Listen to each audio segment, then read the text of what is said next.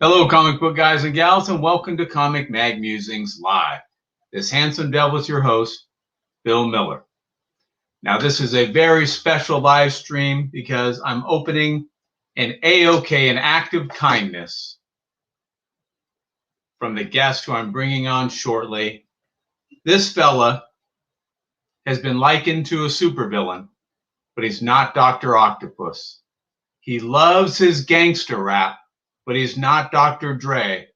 And although he is weird, he is not Dr. Demento. I am talking about the good doctor, Mancave Comics. Farm, how are you, sir? Good. Thank you, sir. Yes, yes. I'm a quack, honestly. You know, it's I like that introduction, my friend. Yes.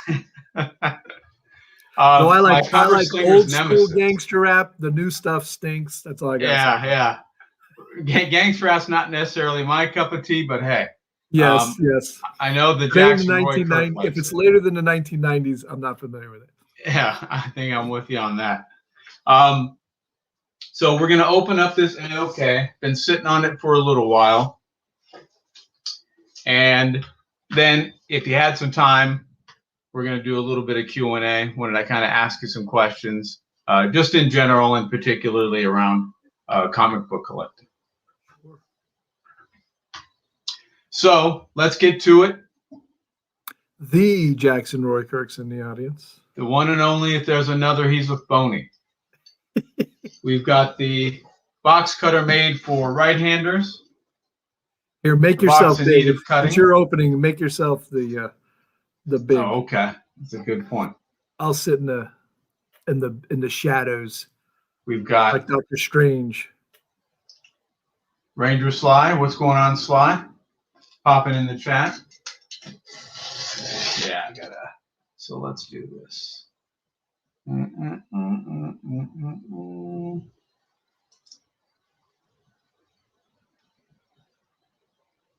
don't we do it like that? Better. All right.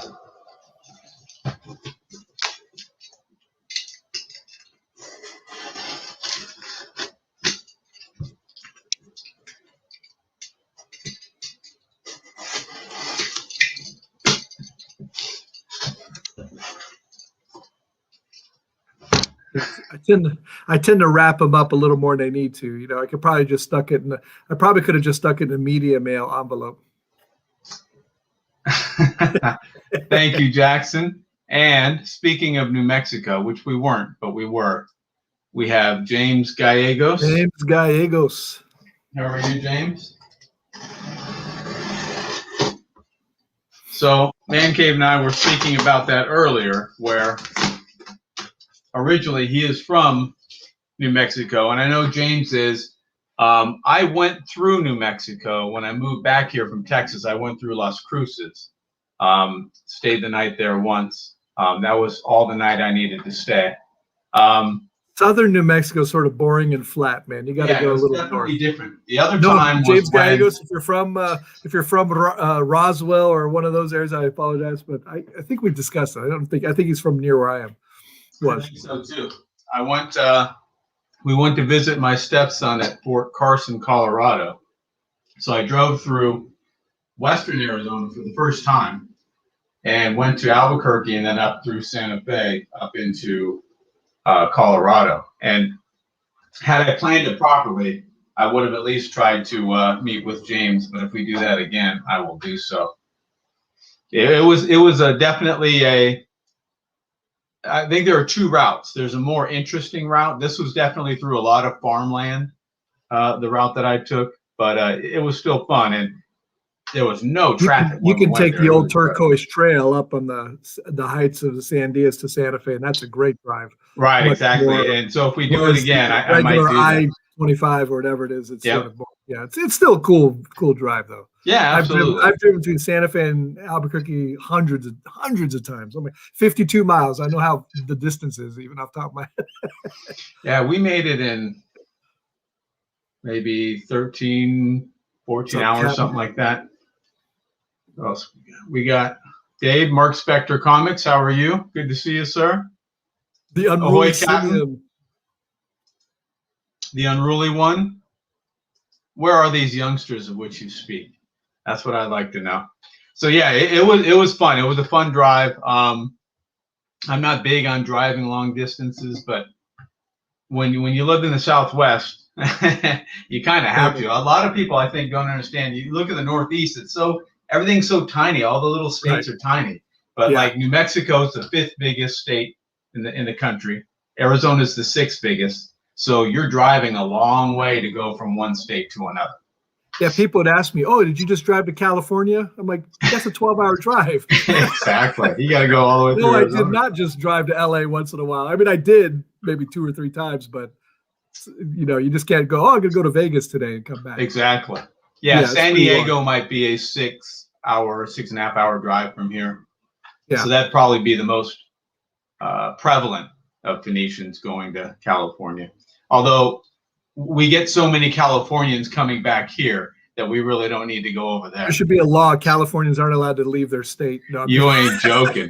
They're the biggest export from California. California used to be the Wild West, a wonderful state. They've messed it up. Now they're going to leave and mess up everybody else. That's the key. Yep, they screwed up where they're at. So like, well, what other states can we go fuck up? And I'm not even talking politics. Just bureaucracy, man. All right. So I've got this guy cracked open. Bubble wrap abounds with newspaper. Yeah, I just find whatever waste products I can and just throw them in there. I can't vouch for the cleanliness of it all. So yeah. Luckily, it's been shown that the vid, that's the code word, doesn't transmit through contact. It's more of an airborne, so don't worry about it. I did write a note, I think. I don't usually write much notes. I wrote a little note. Plenty of bubble wrap. There's 2 raw comics in there. I'll just tell you right now.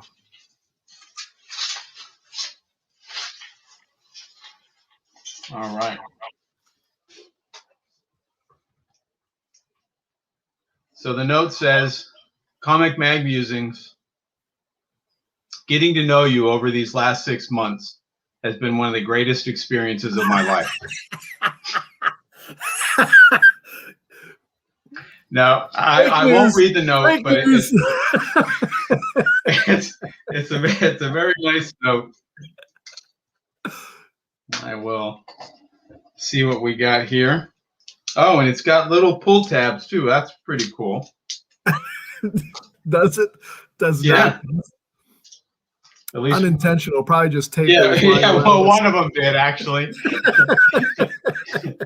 Yeah, I'm not a pull tab guy. You gotta get that knife out and dig in, man. Yeah, you ain't joking. But one of them had it. Here we go. Okay. And here. All right, here's the reveal. Oh boy, how cool is that? Crime Suspense number 27, the last issue. Yeah. I wasn't sure if you had it, but I decided. I do not have it. All right. That is awesome. Yeah, it's an interesting read for sure. And I love it, man. She's taking the books out and there's this dude, the creep. Yeah. Yeah, this was actually inspired by a picture from the New Orleans Public Library. That's Jackson Roy Kirk right there. A lot of people don't know that. But there's a real picture of him and some woman discovering him leering creepily behind a copy of War and Peace.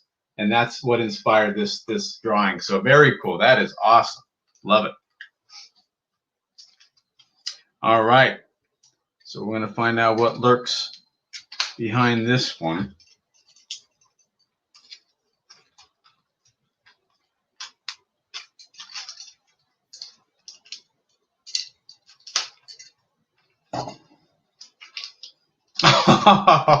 That is fantastic.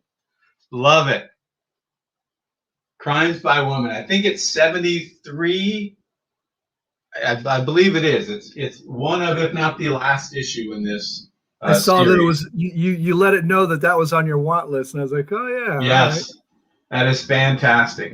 This is what prompted Grayman to ask: is being thrown from a car a crime now? Yep. I think they're intimating that those were her partners in crime, and she's being double crossed. Or it's so don't feel too bad. Bill had a previous relationship, and it had a similar ending. That is fantastic. Love this title and this particular comic. That is awesome. And it's got a cool stamp in the upper corner there too. So very cool. Thank you so much, sir. Very much undeserved, but very much appreciated. I thank you very much. Nah, fantastic. Oh, good. So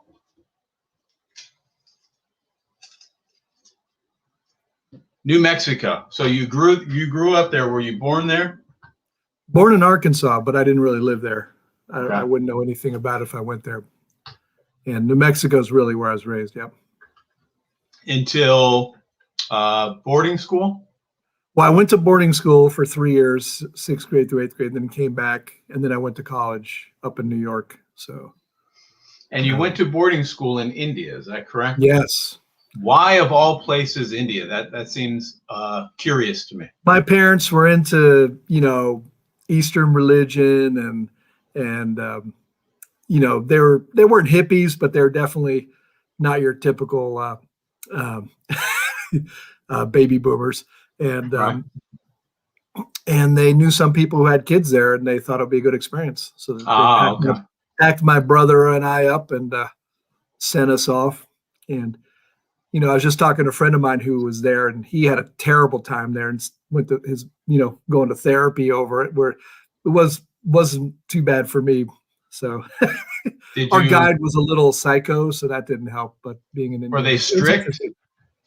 Yeah, corporal punishment. It's an old English school style. You got we had houses, and then you compete to be the cock house, sort of like if you read Harry Potter, it's a very similar structure there. And you had prefects who were crazy a lot of the time, and you had to watch out. And then the teachers as well. So yeah, there was corporal punishment. Absolutely. Wow. Absolutely. Sometimes pretty brutal. I remember some guy in my class from Thailand had failed English, and our class teacher, like you'd have a teacher in charge of you'd be in a class and you'd have a teacher in charge of you who would oversee if you were doing well or not. And he just smacked him for 20 minutes, just beat the crap out of him. It was, I don't want to paint it as a terrible experience. I had a great experience, but right. you had to learn some street smarts. It was, Now, did you have an opportunity? Obviously, it was all taught in English, but did you have an opportunity to learn like any Hindi or? There were kids would get punished if they spoke in Punjabi or Hindi, which were the two languages, unless if obviously the Americans, they wouldn't care. But and there were enough Americans there. Unfortunately, we really clicked up, so we didn't interact a huge amount with the Indians. Another friend of mine who was there he was one of the first Americans there. He was by himself, so he actually learned a good amount of Hindi, because when you're by yourself, you gotta learn the whatever. But once enough Americans got there was really no need to learn in deep. I know enough Hindi to impress somebody, but I couldn't hold a conversation. Gotcha. And I can read the script somewhat, but yeah, not. No, it's a bit of in that regard, a missed opportunity. But when you're a kid, that's not your priority. But as an adult, sure. I'm thinking, oh yeah, it would have been nice to learn another language. Good academic experience, you think? Not really. It was. Well, do you think you got a better quality education really there? To attest to my math skills, as I couldn't do a basic conversion of a fraction to a percent the other day, which was really embarrassing. But yeah, it's that whole metric system. Yeah, that those knuckleheads use. So it was the English. I knew more English than the English teacher because I was raised in the United States, and in when we actually had a Hindi and Punjabi class, they basically ignored us because I was there sixth grade and it was sixth grade Punjabi, and I didn't, I might learn I knew the alphabet, so Right. it was just sort of sit there and get ignored. And the science was a little more advanced, and the math, truth be told, was a little more advanced than what I was doing at the time. But no, it was good. It was good. I mean, my education overall was good. Sitting there and getting ignored prepared you later on for married life. Is that correct? Only in that class. I wish that, as I said, our guide he was a little sadistic and crazy as well. And it was a little Lord of the Flies, because we stayed there during the break, and we traveled India. We traveled to Punjab and UP, Uttar Pradesh, and yeah, it was interesting. I mean, I was just talking with the friend who had a bad experience when he first got there. Someone threw his toilet paper. They don't use toilet paper, so you brought your own toilet paper, and one of the other kids threw his toilet paper in the toilet, the whole roll, and he got mad, so he complained to the guy who was in charge, and the guy said, "You're a big wimp. You're a spoiled brat." And he made him carry a huge stone around all day, and he wasn't allowed to eat, and the guy was nuts, man. Right. Right. Complained. Don't be You learn to keep your mouth shut. And it was like prison mentality. Don't snitch on anybody. Right. That is funny. Yeah. Now, were you able to go? How did you travel? Did you take buses, trains? We took buses and trains, basically trains. And I remember we were on a third class train, and there was literally a dead body in the bathroom car, and we'd run in there and have to pee or whatever real quick, and this dead body next to it. That was one memorable trip. It wasn't always like that, but yeah, first class, although it wouldn't seem like first class to our standards, was the way to go at the time for sure. I'll say that. Did you travel ever outside of the country? No, I kept attained, yeah. And I stayed there 3 years. A lot of people would go visit back to America during the break. I stayed there a full 3 years. Have you ever been back since? No, interestingly. So I was there till 1986, and it's quite different. Everybody has a cell phone. It's way more modern and connected to the world. And right. Back then it was writing an aerogram and hope if you got a package, maybe you got it, maybe you didn't. But my parents sent me a lot of care packages of comic books, actually. That was one of our huge. So again, I was reminiscing with a good buddy, and he said he had a terrible experience. He's black, and our guide was also a total racist and was just abusive. So he had a particularly bad experience.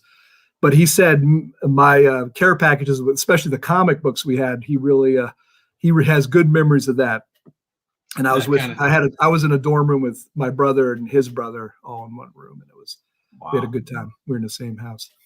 But do you have any of those comics still? I left them all there, man, and they had a library there, and I was told by people who were there years later, they said, "Yeah, your comics were in the library. People would read them." They served they had their own lease on life, didn't they? Yeah, it was all 1980s type stuff. I think stuff like. And just a lot of X-Men, Teen Titans, Pacific Comics, First Comics, and probably a whole suitcase full of comics. So probably a good 300 comics or so. And sometimes I look back and were there any real keys in there? Not really. I mean, 1980s Copper Age stuff, but right. First appearance of Lobo, I remember reading that there. Wolverine 1 through 4, the limited had that, and it's hard to just good stuff. But so now, when you came back, did you come back to New Mexico and then go off? Yeah, then I went to high school, and finished out there, and and I was collecting a little bit, but my brother really kept up the collecting. Older or younger? He's 2 years younger than me. Did he go off to boarding school as well? Yeah, he was with me the whole time. Oh, was he really? Yep. Oh, okay. I had my own personal slave. When you have your 2 years younger brother there, that's probably why I had a good experience with my friend. Yeah, I bet you did. Yeah. Were there any other siblings there that you remember? Yes, my friend was the younger brother of an older brother, but his older brother was nicer to him than I was to my younger brother. That's part of being an older, younger brother. Duo, I think. Yeah. And all right, we played one of the other things we did a ton of. We played. There was no television there. We played a lot of Dungeons and Dragons or various role-playing games, and they had one television in the common room, and they had 2 English shows. They had Lucille Ball on Wednesday night, and they had Star Trek on Sunday morning. Neither of which we could watch really because it wasn't open at those times, but we were aware of it. Well, Lucille Ball I can get behind, but Star Black, you can keep that one. You're not a fan of that Star Trek? No. I've never seen an episode, actually, of any Star Trek series. Yeah. Just never really appealed to me. There's so much out there. You're fine. Now, we have a question from one of our esteemed chat members, James Gallegos. Well, it's interesting because I actually didn't go to the public school. So, James, probably would not recognize the school I went to. It was a small private school called Asbury Community School. Yeah. I was near Valley High School, that area, North Valley High School was probably the closest high school. And that's near where if I would have gone to a public school, it would have been Valley High School. Now, do you know if Asbury is still around? No, it's defunct. Yeah. Long gone. Yeah, I do have some Star Trek comic books. That's true. I haven't read them, but I do have them. He's just investing in them because he knows it's a high quality series. What about are you one of those I love Star Wars, hate Star Trek guys? Or I like Star Wars, yeah. But I'm not huge into it. I think I've seen all but maybe the last Star Wars movie. I didn't watch a whole lot of movies growing up. If my older brother could sneak me into the theater, then I'd see a movie. Other than that, if I had a friend that had a VCR, I could maybe catch a movie over at our house. But I never watched a lot of movies kind of growing up. Really? Yeah, did watch a lot of TV. Star Trek in Albuquerque at the time was on at 11 o'clock at night. I forget when, and I wasn't overly supervised as a kid, so I would actually stay up and watch that. And I tried to get my brother to stay up with me, and he would always be asleep, and I couldn't get him up. So I stayed up late watching Star Trek. I think it was 10 o'clock actually, but a lot of didn't have cable. It was 4 channels. And now, what did your parents do? My dad's a doctor, and my mother is a psychologist, counseling psychologist. Yeah. Are they still with us? My dad is just barely. He lives up here. I dragged him up here, and he's getting pretty old. He drinks a 6. He's always drinking, never drunk. He's not a well-behaved, human. And I think he just gave up smoking weed like a year ago. He's 82. So, wow. I mean, literally, I'd surprise him. He actually lives in the city, and I'd go and I banged on the door to pretend I was the cops once, and he's like, "Oh, hey!" And then he had a bowl, and he wanted me to. I'm like, no. I'm too old for that. But he's coughing so much. He actually told me he gave it up the other day. So he comes and stays over probably every other Saturday just to get enough of me to realize why he lives, exactly. And I suspect that goes both ways. Yeah. Yeah. Oh, yeah. You know how it is. Yeah. And my mom passed away, 20 something years ago. But okay. Yeah. No worries. No worries. So, now is your father originally from Arkansas? No, he's from Manhattan. My mom and dad are both from that's Manhattan. Right. Okay. Yep. He got into residency in Albuquerque and loved it and stayed there. That was his. And he went to medical school in Arkansas. That's why I was born there. Now, I'm assuming you've taken. Do you have any other family in Albuquerque? No one there now, actually. Okay. One of my best friends lived in Espanola, which is a town between Taos and Santa Fe. It's closer to Santa Fe, and he just moved to DC. So now I have no one, actually. I mean, most people I graduated with moved out. So James Gallegos is my only connection in New Mexico now. It's terrible, man. It's terrible.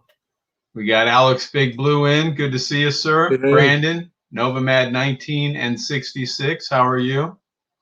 Funk Comics. What's going on? Yo. Yeah, you got to show what you got again. I will, absolutely. At the end, I'll drop that. So, yes, Mancave is my cover slinger's nemesis. We have a good time on that show. It's on the Gray Man's channel every Saturday. What is it now? I get mixed up with the time zones. I just go by Arizona time. It's 2 p.m. Eastern, 12 p.m. Mountain Time. That's coming. And 11 a.m. Arizona time, which is the only one that should matter to the rest of the country. No. Aren't you Mountain? Is Arizona? Is that Pacific time? No. That's Mountain Time, right? It's 2 hours. Most of the time it's even with Mountain. So right now. Oh, right. Arizona's the only place that doesn't do daylight savings. Correct. I wish we'd follow that. For God's sake, daylight savings is annoying and stupid. I agree. I think it's an anachronism. Yep. They did it originally to conserve electricity during the war years, and it just stuck. I think it's the silliest thing. But so there's one little, I think it's a Navajo tribe in northeastern Arizona that does observe daylight savings time. But outside of that particular area, the rest of Arizona does not. Nice.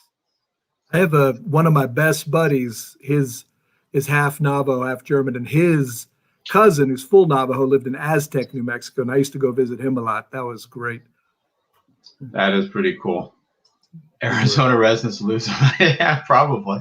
They would. Yeah. It would be an art insurrection attempt. That's right. William Smallwood, good to see you, sir. Hey.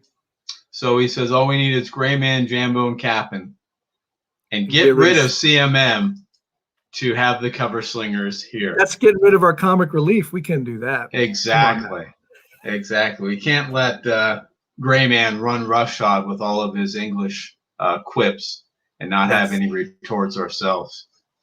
So let's talk about collecting. So you read comics, obviously, when you were younger. When did you think, you know what, I'd like to start collecting these? And is that it? Are there also toys, other things that you collect aside from comic books? I absolutely thought I was a collector at age 7 for comics. I kept them. I sorted them. I wanted to grab as many as I could, unless I was a bit of a misogynist as a 7-year-old. I didn't want any women on my comics. So I also collected Creepy magazine, Eerie, and my parents actually let me buy that when I was young, which is crazy. But that is awesome. Famous Monsters, love those. And as I got older, I also collected some Dungeon Dragon stuff and that kind of stuff. I know you showed the sets. They weren't Dungeon and Dragons ones, but they were the ones that I think you played in India with. They were like Dungeons and Dragons. And that right there is all my D&D stuff. Gotcha. It's not just D&D. It's like TSR, Judges Guild, some other random games, Dragon magazines, Dungeon magazines, a lot of stuff. Yeah, I enjoyed that a lot. No, I don't really play anymore, but I still have it. I have it, and I like to read it and go through it sometimes. And that fellow that you were on with on Captain's channel last night. Yes, the comic collector geek. Yes, the comic collector geek. I can't recall his name, but Alan. Okay, I know he's one of those wily Canadians. He said he had every issue of every Warren publication. Yeah, that's right. Impressive. 10,000. He says it's about 10,000 magazines. That's incredible. Yeah. The Warren were some of them fantastic. I mean, obviously, I like the Vampy, Eerie, and Creepy, and the Blazing Combat with those 4 beautiful Frazetta covers on them. I can't even think of Blazing Combat. That must not have. It was only 4 issues. Okay. Because it had a strong anti-war sentiment. The distributors, in many cases, wouldn't distribute them. And then if they did, oftentimes the newsstands would not display them and sell them. So. Got you. Yeah, I even tried to order back issues at some point and put some money in an envelope and sent it, but I never got them from when I had Famous Monsters. I wanted to get some of those older issues. Oh yeah, I don't blame you. Those are cool. They, the catalogs at the back. Those are fun. Those are very fun. Anything else that you collect aside from comics and the D&D stuff? No. Were you ever into sports cards, trading cards? Never. Vintage toys? Well, I mean, you could. I had every Star Wars and Empire Strikes Back thing you could think of practically that was readily available, at least. Mm-hmm. My brother and I were huge fans of that. And we had, if we kept that stuff, it would have been nice, but we did have the full run. If we love toys, I didn't consider myself collecting toys because I didn't think that those would be worth anything as a kid. Right. Whereas for some reason in my mind, someone must have told me comics can be valuable. So that actually was something that I looked at as a collecting, but I had a large amount of toys I definitely enjoyed, but yeah, no. Hot Wheels and Legos were Brandon's jam. I think that's what I had a good amount nowadays. of Hot Wheels and Matchbox cars too. Yep, absolutely. Back in, Hot Wheels were more sought after, I think. Yeah, but I think some of the older Matchbox ones now in the secondary market might be worth a little bit more. There's supposed to be one. I think it might be Hot Wheels, but there's supposed to be some. Oh my goodness! It's a VW bus or something with a surfboard on it that's worth like $100,000 or something. Like really? That. Yeah. There's always that one that was super rare and had. Yep. I think you're right, Brandon. I think Alex does collect the souls of the innocent, not just when he was a kid. So when did you start getting serious about rekindling your comic book collection, or have you always collected? I mean, so then my brother was big into the whole speculation in the 90s, buying a lot of, and I just followed along. He sort of was the one who drove it all, and I just read it, enjoyed it, and reaped the benefits. And then when he got into medical school, he's also a doctor. He decided he didn't really want comics anymore, and so it was all left to me. So I sort of packed them up and kept them over the years, and then really started collecting. Probably because I was just buying stuff from my LCS, stuff like Walking Dead and other Image comics. And then I would see something on the wall and be like, oh, that's cool. I'll get that. So I started grabbing old, a lot of Bronze Age stuff that was raw. So this is like, after 2007, but, so it's hard for me to pinpoint exact date when I started. Sort of just suddenly I was grabbing stuff, and then I bought a slab or two here, and then next thing you know, and I bought slabs. I think I've erroneously said my first slab was Daredevil 1, but that was my first big book, I should say. My first slabs, I actually bought some smaller stuff before that. And then I had stuff, and at some point I saw a CBCS Daredevil 1, and I was like, you know what, I could get that. So grabbed that and had a lot of other silver in the raw form, and just started escalating at that point. Yeah. When did you get the bug for Golden Age? That was like, I guess 3 years ago now was really the Golden Age bug. So much more recent. I had a few Golden Age, but at that point I had a lot of bronze and silver mostly. And then one of the comic stores I was at, the guy is a huge fan of Golden Age, and he's like, dude, you should buy Golden Age. They're actually better deals than Silver Age. And he was right in many ways. Some, for the most part, unless you're going for the big whales. Yeah, it's definitely it's a whole different world, isn't it? The Golden Age. Yes. And I think my first slab was Invaders #1. And that had to have been like a year after CGC started as a company. Oh, so that's early on. Then you were doing it earlier than me. That's 2003. Yeah. Yeah, long time ago. I don't apologize for. I love slabbies. Love them. Yeah. I think was the actually, presentation is amazing. first time I ever saw a slab was when I was still studying for endocrine, and I was in Pittsburgh, where I trained, and I was just on heritage auctions. I was interested in trying to get some original art, but of course there was comics, and I'm like, what is this CGC thing? And then then I'd see the word raw, and I'm like, or ungraded, and okay, so there's a grading thing now, and that's the first time I was exposed to it. And I remember being flabbergasted that 9.8 Hulk 181 went for $7,000 in 2007, or now I think it's like 38 grand. Yeah, you're like, boy, some sucker paid how much for that? Yeah, I was like, what the unbelievable. I mean, I could appreciate why Action Comics 1 would be expensive, but sure, Hulk 181 for that price seemed a lot to me at the time. But no, I'm with you. Yeah, I think, for me it was mainly bronze, just because that's kind of what I grew up reading. Yeah. And some silver. But I just years ago said, you know what, I'm going to collect 1 through 20 or 1 through whatever of this finite set of titles. I had no concept of that's a key or that's not a key. I just wanted to get them, and I wanted to get them in high slab grades. And to me, high grade was like 9.2 or higher. Yeah. Well, yeah. One of the things I did too is I got a lot of esoteric D&D stuff on eBay, and then I started going, "Ooh, look at that!" And next thing you know, I'm getting Silver Age runs. I went on a eBay tear probably in like 2010, where I just got all sorts of stuff, totally recklessly too, not really with good intelligence and trying to. But considering how the prices have gone up, even if I overspent then, it's actually it turns out it was probably a good investment now. Yeah, absolutely. Yeah, I mean, the opportunity cost was if you bought something that's not worth anything now, or on a service or something. There's a few things I've overpaid for in my life for sure that turn out to, if I sold them now, I would still be all right. Definitely, it's interesting. Now, have you ever sold comics? I'm not really interested in selling them.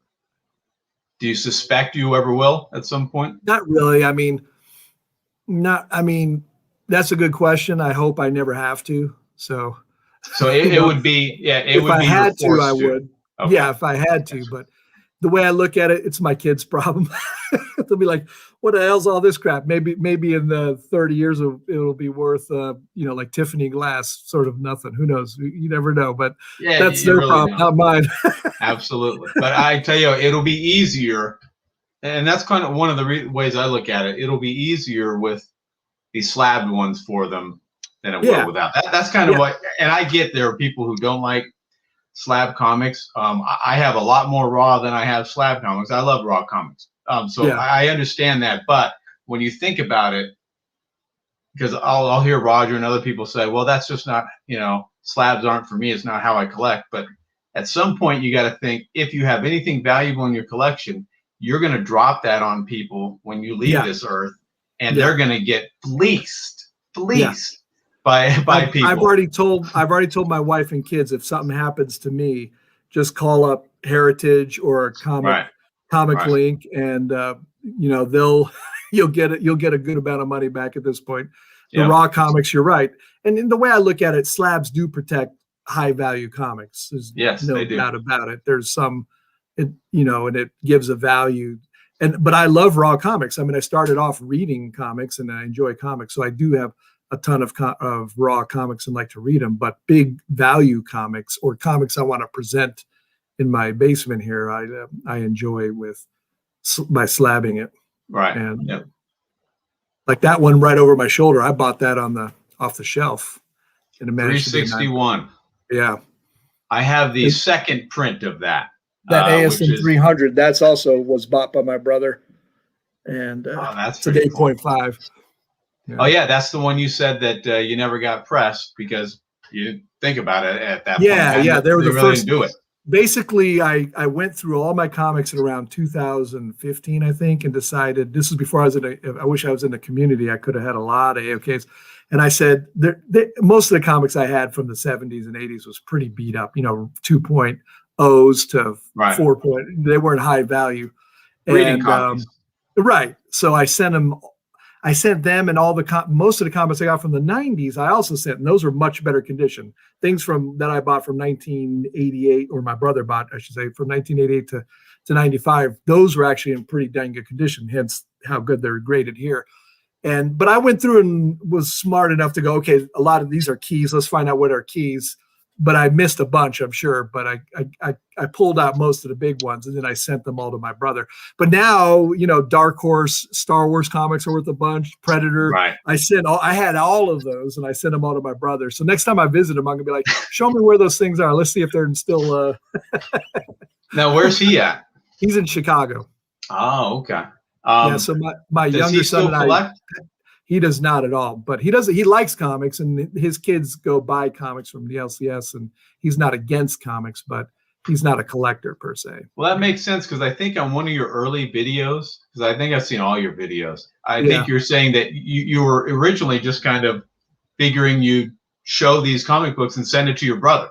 So yes. Send the video to him. Yes. Yeah. Yes, that's exactly what the whole reason I was on it was. First, I just tried to do it on my phone and text it to him, but then it's too big. It's hard to text big videos. It was a bit annoying. Right. So, at that point, I was following some people on YouTube, not a huge amount. I was like, you know what? I'll just have a YouTube channel. And he can watch it on that. And I'm not even sure I showed one where Wonder Woman had boobs, and his daughter was young, and he got a little mad at me. And I tried to give him a T-shirt of Supergirl on the Comet. And he's like, no, that objectifies women. So he refused the T-shirt. Oh, wow. I was just like, whatever. I probably I'm not politically correct, and he's very like woke. And I hate to say it. Right.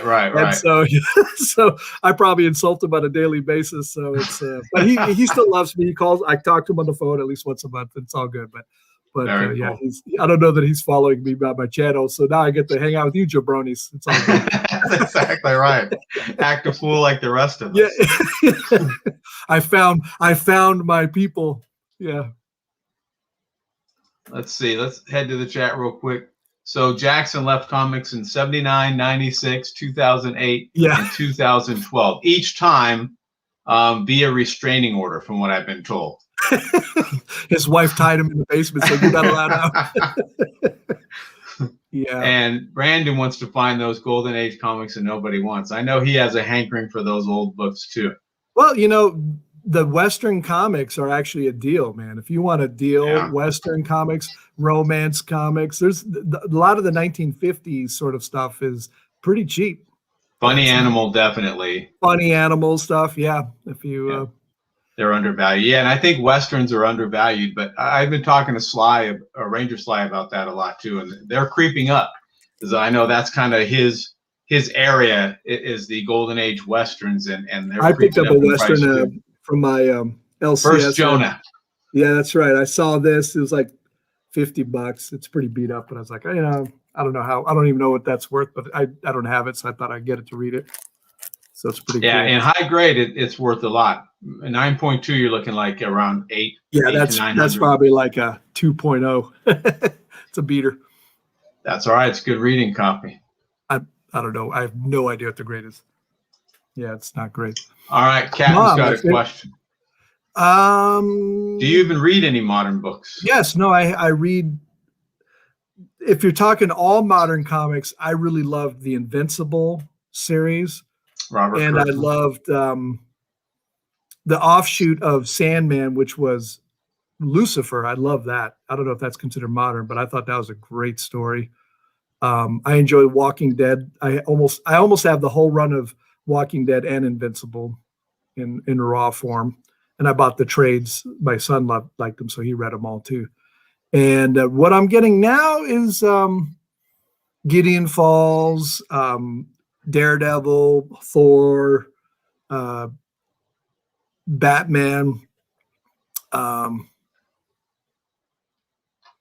forgetting stuff. A few other pulls that I'm getting. Not a huge amount. Simeon sent me what the hell is it called? He sent me the whole run, and I got through the first 5 and got distracted, and I got to get back to it, otherwise he's going to kill me. The Flag. It's an older series. It's actually from the 1990s, I think. Oh my God, is he still in the chat? Yeah, he should Yeah. be. Yeah. He sent me the whole run, and I'm behind on it. I got to get my butt back in gear. But yeah, I mean, I still enjoy comics, but I'm certainly not buying a huge American flag. Yep. Yeah. Undiscovered Country. I was reading that. That was a little weird, interesting. There's a bunch, there's over the years, it's been a few things, and some of the Bone Parish, some of the Boom comics, that was pretty good. Yeah, I like some of the Boom ones. Little short runs. Like usually it's Image Comics, Bone Parish, independent stuff, and I still try to look at the big stuff, the big companies, and do stuff, but they annoy me more and more nowadays. But yeah, I think I'm with you. They're a little. Yeah. I want to read a comic and enjoy it. Just write a good story. I don't care what the situation is. As long as it's a good story, I'll like it. I'm with you. I'm all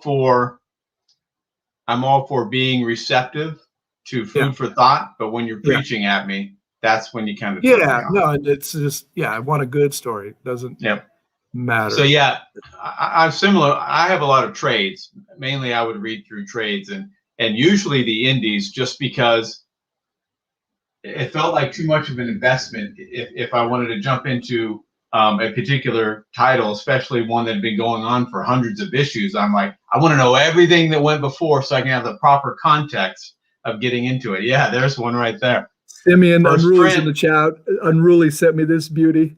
That is nice. Thank you, my brother. Great. It's a beautiful cover, man. I haven't read it yet.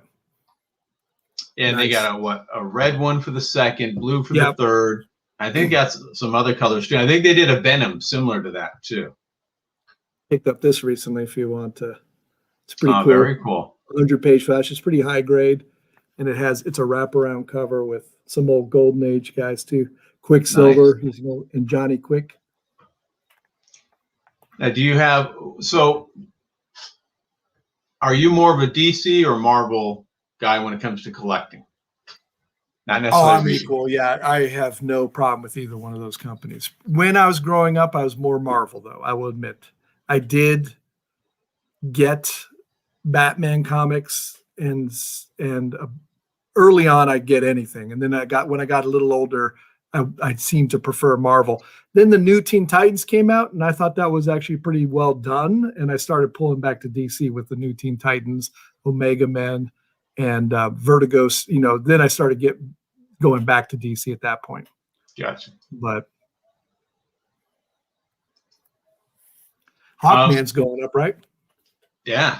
Brave and the Bold.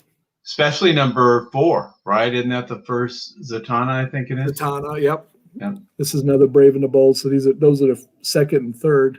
That's cool. Appearances. Now, do you have the first? I do have the first, and I have the Zatanna one you're talking about too. Very cool. Yes. Agreed, Unruly.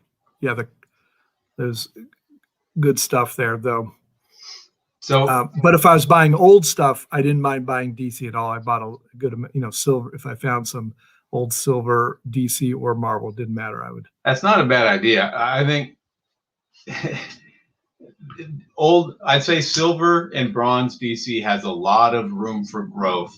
It just depends on whether or not Warner Brothers can unlock that growth. Yeah, right now I'm not really buying any Marvel because I think the price has just gotten really ridiculous. Luckily, I actually have a lot of Marvel, so it's not really looking to. But I've never seen anything in my 30 years, 40 years like this.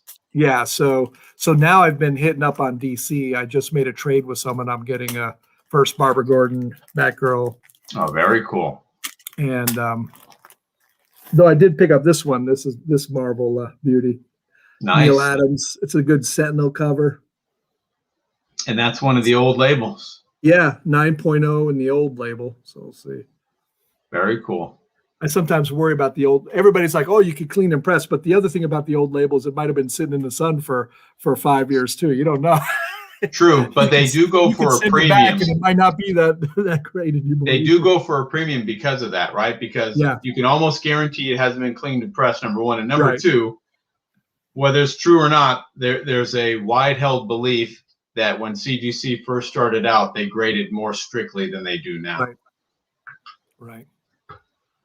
So yeah. What about you, Bill? If you were collecting slabs from the early days, you got mostly bronze though? Yeah, I'd say mostly bronze, just because, I mean, when I first started out, I had very little money, and I didn't make a lot of money, which I don't make a great amount of money now, but I'm doing better than I did back then. Right. And I said, like, I like Spider-Man, but there's no way I could get Spider-Man 1 through 20. So I picked things that I picked titles where I enjoyed the character and the story and that were affordable. So, like, instead of Spider-Man, I said, well, let me go with Spider-Woman. A lot more affordable than that one is. But probably things like first Ghost Rider and the first Moon Knight were probably a lot cheaper back in 2004 than they were, right. Yeah, those comics have. But Marvel Spotlight wouldn't be one that I would get, right? So right. Just so happens that I don't have a lot of like keys or first appearance. I mean, I have the first Ghost Rider, but not like, I guess I do have Ghost Rider Marvel Spotlight 5, but just in a super beat up condition because I got it from someone on OfferUp maybe a year and a half ago, not because I bought it back then. So the ones I bought back then, I said, well, I want to get Captain America, Iron Man, and I would steer clear of the more expensive, 117. I'm like, boy, that one's really expensive. I can get, 116 for cheaper. So let me go for that. And so that's kind of how I'd slowly do it. But there'd be some years where I wouldn't buy any comics. I might buy a bunch of trades and go to Phoenix Comic-Con and buy trade paperbacks and get them signed and just read those. So it's been very slow and arduous, and Mrs. Musings kind of a couple years ago said, "What are you doing?" I just was going through and I found this the other day. It's like a complete Frank Miller leather bound. Cool. My brother bought that a long time ago. I was like, oh, look at that. That is fun. Cool. It's you feel better reading it from those. Absolutely. That's why I look at it. Almost everything that is collectible will be available in a trade. Yes. And sometimes I'll reread things for purposes, but there's so much material out there I haven't read that I don't necessarily find myself going back and saying, hey, I got to read this run again, and I got to read it again. I got to read it again. Every now and then, but not too often, because there's so much stuff I haven't yet read. Yeah. I was just rereading Frank Miller's Daredevil. There's another one I read in India that I loved, the Frank Miller Daredevil run. That was hugely influential with Elektra, the death of Elektra, and those. Yes. That was great. I think I was rereading that for the first time. Yep. I was rereading that for the first time since then recently. It's pretty fun. Yeah, he's a good one. Show your two. I think a lot of people in the chat haven't seen. What's going on, Mike? Good to see you, sir. All right. Hold on. Show those two crime comics you got. There we go. All right. So we got Crime Suspense Stories number 27. Beautiful copy. And of course, I do collect crime suspense stories. I collect all the horror titles, and really crime and shock to a somewhat lesser extent were horror titles. They maybe didn't focus on the supernatural, but they focused on a lot of murder. I collect those, the war title, almost all the EC. I think hands down, EC science fiction horror titles were the best written in the comics medium. I think that their war titles kind of rivaled Warren's Blazing Combat for being the best written. So love those. And then this beauty, Crimes by Women. I think it's 73. Just a beautiful, beautiful cover. Great series. Definitely cover buys. I haven't read it. I will read this though. But just incredible. I would like to get some more of those Crimes by Women. Just fantastic with the gun malls and that ridiculous period in history. The clothing, the settings, the cars. It's just fantastic. Let me put us back. Yeah, EC comics are fun to read. I love their sci-fi comics. They're science fiction, fantasy, and Yep. weird science fiction, all that. Fun reads. Yeah, they are very well written, and Al Feldstein wrote almost every single one of them. That dude was a workhorse, except for the war comics. Those were written by Kurtzman, but Feldstein did almost all the writing, and Johnny Craig wrote his own stories. But yeah, you were talking about art. I think they had maybe the greatest stable of comic book artists ever assembled at EC. Just incredible. A lot of good Wally Wood and yeah, wonderful series, Mike. So let's talk about Golden Age comics. Is there anything that's on your radar for this year or anytime soon? Or is there something where you're like, wow, I'd love to pick that up sometime soon? Yeah, I got a few things that are on my radar. It's as a matter of fact, I'm already in deals with a few things. So very cool. I have about 10 timely comics I've just acquired that I have to pay off to get that are, they're pretty. Now, how do you usually acquire them without specifically? Do you usually go to auction houses? Have you ever done anything in on this Instagram? case? It's a friend of mine who is a dealer in Jersey. He's also on Instagram, Lee Polanski. DS has bought a good amount of his stuff. Yep. Yeah, I follow him. Yeah. He's got some great Golden Age stuff. Yes, he has some great stuff, and Yaniv Strayflexen. So I got something from him too. He knows exactly what I like, so I'll think, okay, I'm safe, and then he'll DM me something, be like, "Are you interested in this?" And I'm like, "Oh, damn it!" Well, yes, I am. Of course I am. Yeah. Yes, Feldstein did borrow. Well, I'd say more. Bill Gaines would borrow from the pulps, because Gaines would usually come with springboards, is what they call them. They'd have breakfast, he and Feldstein, and he'd say, "All right, here are 3 or 4 different ideas," and Feldstein would then pick one and run with it and start writing it. But Gaines would read all the time. So Knights is asking, I actually just got Submariner 1 from him, the Golden Age Submariner 1, which was one of my bigger acquisitions from him. And I have here, I'll tell you so I don't make a mistake. So Captain America 16, 26, and 37. Nice. Human Torch 12. Marvel Comics 33 and 45, Mystic Comics 6 and 9. So 6 is the first Mystic Comics the first Destroyer, which is the first Stan Lee created superhero. Number 9 is a great Hitler cover. I'm going for all of the Golden Age Hitler covers, which is approximately 101 covers. I have about 40. They're Hitler's like Joker. If he's on the cover, it raises the price of the comic substantially, so it's a little tough.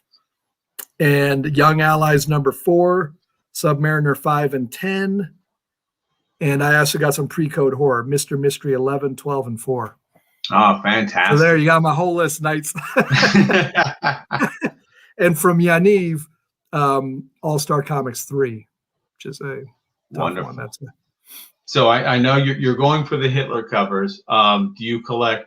You do have a lot of atomic explosion covers. Do you specifically collect those? Yes, I do. For Golden Age and Golden, or I'll go for some Silver Age. I feel like I almost have all of the Silver Age or earlier atomic bomb, but every time I think that, then I see one I didn't know existed. Right. There's one I don't have, which is actually Showcase 23, which is a second Hal Jordan Green Lantern. It is an atomic bomb cover. No, not 46. I wish. Yeah, that's a good. I don't have that Hitler cover. 46 or 50. Which one is it? I forget. There's another one where Hitler's way in the background. Like Mike will know from Knights of Old. He's. Is that a premium one? 46. Yeah, I believe 46 is the one with like an ugly zombie-like Green Lantern on the front. Oh, okay. Mike will tell me if I'm wrong there. I don't believe I have, Jackson. Yeah, that comic that he's mentioning, 46, has gotten very expensive of late. It's I don't know why the price of that has really shot up. I mean, I don't, you can say that about so many. Yeah, the pickle Hitler. That's what he's.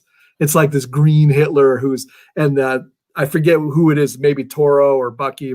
Not Bucky, but Toro's about to be lowered into like a meat grinder. It's pretty cool. Oh, that's cover. awesome. Typical Schaumburg.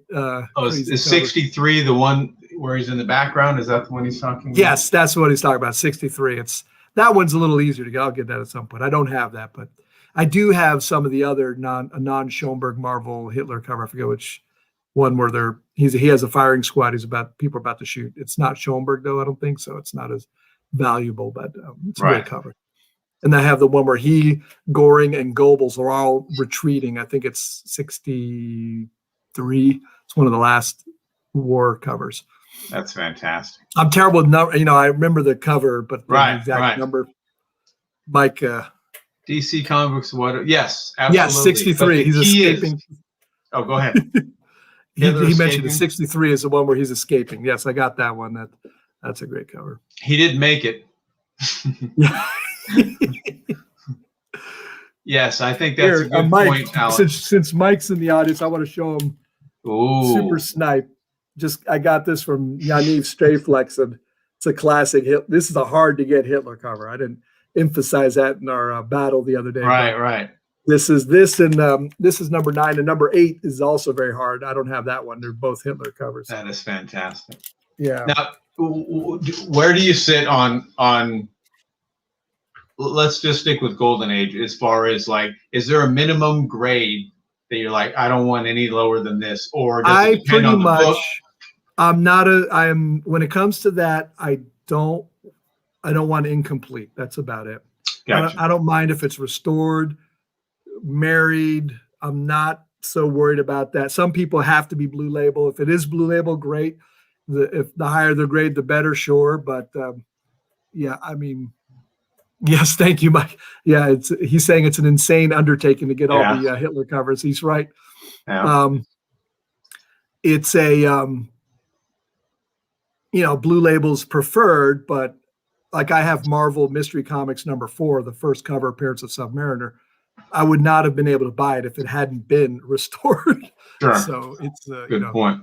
It's that these things can go for a lot more. So and Timely's just a great stuff. I mean, now is that the same with Silver, or do you Silver? Have I only get Blue. Silver, I'm much more picky, so I only get Blue Label, and I like it to be complete. And usually, I'll go for a 2.0 or higher, depending on how much I really love the comic. If it's something that's important to me, I'll get it at a higher grade.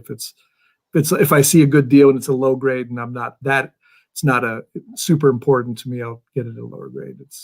Gotcha. Yeah. But as I said, Knights of old, now Knights could maybe sell his Silver Age Marvel collection and buy, he could upgrade his house and put his kids through college. Oh yeah. He's got a tasty collection of Silver and Golden Age. It's you asked me if I ever sold comics, and I haven't, but I for the first time I'm sort of tempted when I have a New Mutants 98 that I bought for $1.50 that's a 9.6. I'm like, maybe I should just sell it at this point. It's worth so much more than, and I'm not a huge fan of the comic, honestly. It's just to me that's one of the keys. It's a key you really like. Yeah it's so Golden Age. I do. I'm less picky. I just want it complete. Do you have a favorite character that you feel is underrated? Underrated. I think Captain Marvel's still underrated. His he really is. He's cheap. He has, unless it's a big key, it's pretty cheap. I think. I also feel. I also feel that I like Plastic Man. He's a bit underrated. It's easy to get old Plastic Man. He started out in Police Comics, right? Yes, Police Comics 1 was his first appearance, and then he had his own title. When you're just talking Golden Age, there's not many underrated after that. It's Spy Smasher. I'm trying to complete my Spy Smasher run. That's 11 comics. I got 7 of them. Oh, that's cool. And that's a faucet. Are there any other categories that you collect? So I do like, I'm sometimes on and off with pre-code. For a while there, I said I'm not getting no more pre-code, and then I bought 3 from Polanski recently. So obviously, whatever I say, don't trust me. Like you trust an addict. You know, how do you tell an addict's lying? Their lips are moving. You know, I don't know. That's right. Never say never, right? Yeah, for a while there, I was going for good girl covers, but I really decided I'm not collecting that right now. So I gave Jambo, and I've gifted a few of those. But I like Pre-Code Horde. I love the EC science fiction stuff, the sci-fi stuff. Bronze Age horror, I'm still into as well. DC and Charlton. I've been looking at Charlton. I love the old Charlton Ghost Manor and those things. Yeah. Yeah, I think DC did it really well, especially their cover art on their horror titles in the Bronze Age. But I really keep my Golden Age now, unless it's an Atomic Era thing that I really like. It's I keep it to World War II era or earlier. Gotcha. Yeah. Makes sense. Yeah. Mike says he's tempted to sell. Yeah. But he loves his I books. hear you, Mike. Yeah. It's a tough one. I mean, it's not familiar with this fella. What's up, Ken A? If anybody has a blue wrench, could they remove this person from the chat? He's one of those trolls, I think. I think he was catfishing me the other day. I'm not sure. Good to see you, Kenny. Yes, I will show it here in a minute, sir.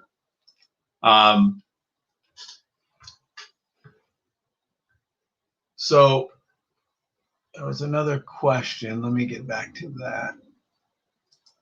Do you have a favorite Western series or character? I don't collect Western comics. If I had to, I have Target.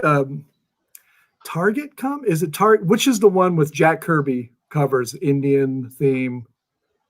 I have 2 of those. I forget what it's. I'm blanking on the title. If I had any, it would be that one. But I don't collect Western comics. Gotcha. It would just you would collect it for a different reason. Them. Yeah, I enjoy them. I like looking at them, but I have to draw a line somewhere. And I don't collect Jungle comics either. Like I just, it's interesting. They're great covers. They're interesting themes on there, but I don't go after them. Yeah, you have to. You can't collect everything, right? I mean, certainly I could have narrowed it down further than I did, but that's and I don't go for runs. I'm not much of a run collector in the especially, Bronze Age and Silver Age. I'm not going for all the X-Men or all the Avengers. I have a lot of them, and they're usually ones that are important to me or keys or things, but I don't necessarily. If anything, I have more of a run of the Bronze Age era Avengers and X-Men, which I enjoyed reading as a kid, and I still have most of those. Is there anything that you're like, I do want to collect a run of just this title? Or just no, that's just not your thing. I would say maybe all World War II era Captain Americas. Like, it's a tough one to get. Obviously, it'd be very unlikely to get all of them, or Marvel comics up until World War II, and then after World War II it gets a little wonky, and people love that. And I do have 3 of the. I like Soviet era stuff too, the Cold War comics. So I have. Oh, I know you do, comrade. Yes, I have. I tried to get most of the Cold War related superhero comics, but yes. So it's not. Did you ever get into these spy titles? Yeah, I have some of the spy titles with Atomic. There's a few Atomic Bomb covers and the Soviet era Cold War type stuff. Yep. Spy comics from Atlas. Yeah, I have a few of those. About 6 of those. For me, Sly, it would be Jonah Hex, Jonah Hex, Jonah Hex. So I'm trying to get Jonah 1 through 20 and Weird Western Tales, just because it's a super cool comic, and Jonah's in some of those. I would like to get his first appearance, All-Star 10, but we'll see. that's becoming a pricey comic book. What, the one I just showed? Mm-hmm. If I'd known you wanted, I would have sent it to you. But you have a grade in mind? Yeah, I try to get for silver and bronze 9.2 or higher, and if I can't afford it, I just don't want it. Silver even 9.2 or higher for silver. Mm-hmm. Wow, you're picky. Woo. I am picky. Gold. That's not for bronze. It's doable. It's getting less doable, but Silver Age, that's tough, pretty, right? That's a high standard. I'm impressed. And I might not be able to do that, and I might have to adjust it, right? This is just 20, 30 years ago when I said, here's what I want to do. Well, 20 years ago, people would say it's not even worth buying a bronze unless it's 9.8. Yeah, absolutely. And now that has changed. And now they were saying that about Copper Age, and now it's even changing about Copper Age and the early modern age stuff. Yeah, it's crazy. It keeps moving. The goalposts keep moving on that one. And Jade, if you listen to JD talk, they were shortchanging the grades on early bronze based on the type of paper they were using. There's an interesting. They were probably undergrading things that should have been higher grade based on paper quality used at the time. And, that's possible. Yeah. I don't know the details, but Jambo collects Jungle comics. Oh yeah, Oh yeah. Okay, yeah. I sorry, I detect the sarcasm late there. Yeah. But yeah, Golden Age. I originally said, well, let me work for 4.5 and up, but I'm quickly beginning to learn the Golden Age is a whole different animal, and sometimes you get whatever you can get, kind of thing. Well, I mean, 4.5 and up is similar to wanting a 9.2 and up in silver. Right. Truth be told. So we'll see. Yeah. I don't know that I'm a complete too many of my original runs I set out. Although I did just finish the 1 through 15 of the Black Panther title, maybe a month or so ago. The Jack Kirby Black Panther. Correct. Yeah. Not Jungle Action or any of that. But. Yeah, Jungle Action has some great comic. That's a great story. The Black Panther story is a little weird. It is. And I do have #1 of that, but that's about it. Yeah. Yep, you'll hear that a lot. Doesn't smell bad. Well, it depends on what you mean by smell bad, because there's a pungent odor to the Golden Age comics. That's true. Very, very much associated with it. But if you love the Golden Age comics, you might enjoy that. It's a good smell to most of us. Yeah. Now, do you have the last question for you? Do you have the Gerber photojournal guides for the? Yes, I do. I have all 4 of them. Oh, okay. So you have the 2 Marvel ones as well. Absolutely. Yeah. Absolutely. He was going to make 2 DC ones, but for whatever reason, never got around to that. I know. But yeah, I have the Golden Age ones. They are fantastic, aren't they? Yeah. Love them. I even have one of the things people like to do is get a comic that he couldn't get on the Gerber guide. So I have one. All right. I have one that's not on the Gerber guide. Power Comics #2. It's an LB Cole cover with he's smashing Hitler and Hirohito's heads above his own head. He's that is superhero. Awesome. And it's that's where he would have just a white blank spot, right? Yeah. Yeah. And I think I haven't looked at it, I haven't researched, but his intention was to produce stickers, updated stickers. And if you were on his mailing list and you sent him $1 or something like that, he would send you the updated stickers of the photos, and you would paste those on the white. I didn't know that. Inside the book, yeah. Yeah. Someone should do that. I don't think, I don't know. I wonder whatever happened. But I know that he and his wife were big dealers.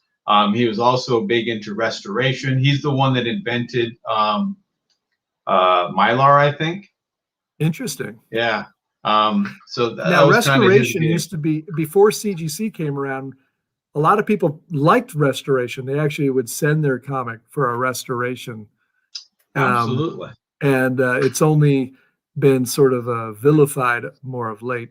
Yeah, it's gotten a black eye, I'd say, in the last maybe 10 years or so. Yeah. Yeah. Wish Gerber made. Yeah. Oh, a pulp set would be interesting.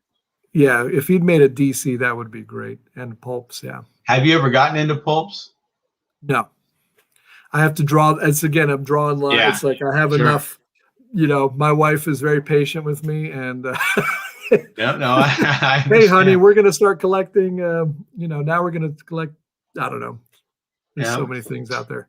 Yeah, you don't want to be this woman being thrown out of the car at some point when she just snaps. I get it. Yeah. So yes, yeah, I think JD might have a pulp or two.